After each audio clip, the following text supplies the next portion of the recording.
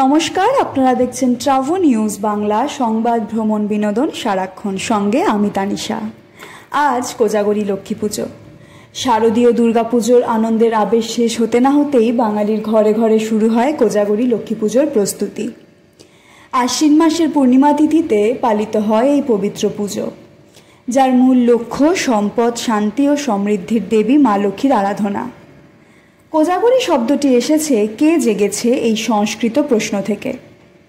বিশ্বাস করা হয় সেই রাতে দেবী লক্ষ্মী আকাশ ভ্রমণে বের হন এবং যারা জেগে থেকে তার আরাধনা করেন তাদের ঘরে বর্ষণ করেন ঐশ্বর্য ও আশীর্বাদ। কোজাগরী লক্ষ্মী পুজোর ঐতিহ্য প্রাচীন। কৃষিনির্ভর সমাজে ফসল ঘরে তোলার সময় এই পুজো করা হয় দেবীর কৃপা প্রার্থনা করে। দুর্গাপুজোর পর লক্ষ্মীর পুজো আয়োজনের বিশেষ তাৎপর্য রয়েছে।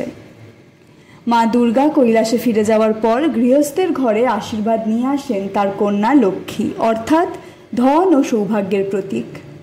তাই দুর্গাপুজোর পরের পূর্ণিমার রাতে এই পুজো ঘিরে থাকে এক মায়াময় প্রশান্তি ও ভক্তির আবহ। ধূপ দ্বীপে, আলপনায়, চালের আকায়, প্রদীপের আলোয় ভরে ওঠে বাঙালির ঘর। লক্ষ্মীর পায়ে পদ্মফুলের নকশা আঁকা হয়, দোরগোড়ায় যেন দেবী ঘরে প্রবেশ করেন।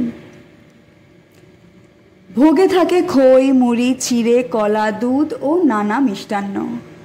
প্রজন্ম থেকে প্রজন্ম ধরে চলে আসা এই পূজা শুধু ঐশ্বর্যের কামনাই নয়, বাঙালির ঘরোয়া সংস্কৃতি, বিশ্বাস ও শান্তির প্রতীক হিসেবেও আজও সমান প্রাসঙ্গিক।